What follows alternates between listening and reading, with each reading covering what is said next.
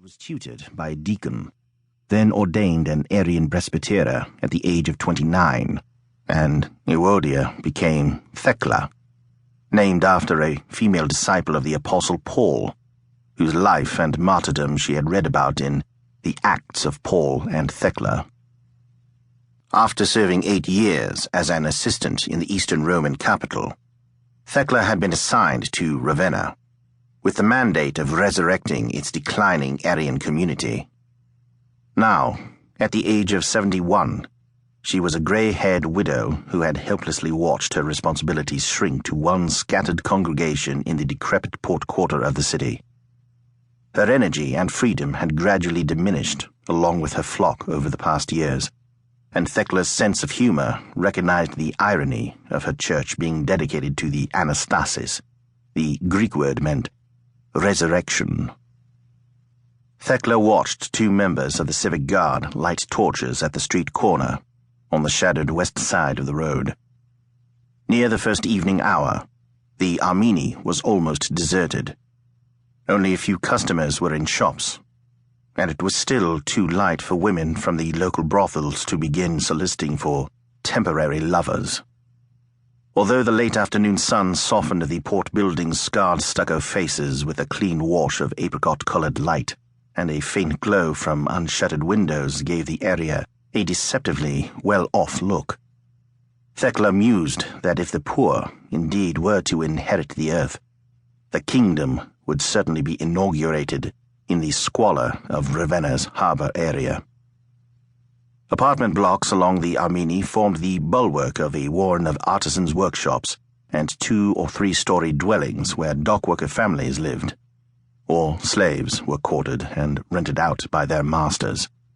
Under arcades and awnings at the sidewalk level, shop owners struggled to make a living selling bread, meat, vegetables, and household furnishings. Others held street corner booths or walk-in taverns that sold cooked food and regional wines. Too many of the shops were vacant, and few of the merchants were in her congregation. The Via Armeni was the unofficial eastern boundary line beyond which Arian Christians in Ravenna could live in relative peace.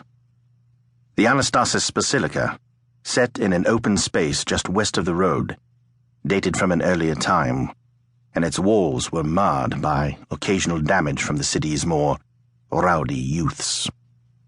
Thecla saw that lamps were gleaming at Videric's food stall on the corner of the Via Porti, outlining a few customers who were buying his lard-fried squid or pork for their evening meal.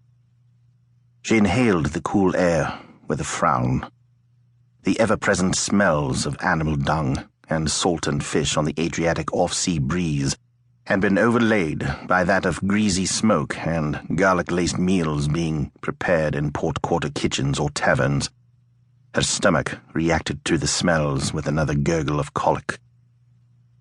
A short time earlier, she had finished a supper of boiled crayfish.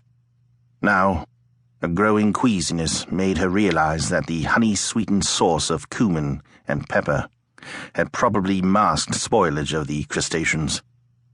As an unpleasant, acrid aftertaste rose in her throat, Thecla swallowed hard and hoped she would not publicly embarrass herself by vomiting in the street. "Christotokos, Mother of Christ, help me," she muttered, hoping that an upset stomach was not of too little significance to warrant divine attention. Covering her mouth with the edge of her veil, Thecla walked onto the new grass in the shadow of the basilica, and immediately felt the damp chill of the April air seep through her black tunic. In her haste, she had forgotten to slip on a cloak. At the same moment, a northeast wind gusted in from the harbor and whipped the veil over her head. As she struggled to pull the tangling folds from her face without dropping the jar, Thecla heard a voice behind her. "Having trouble, Presbyter?" She turned to see a lanky man dressed in dirty wool trousers and a scuffed leather vest, the son of an invalid parishioner. "Fabius, you startled me. How is your mother?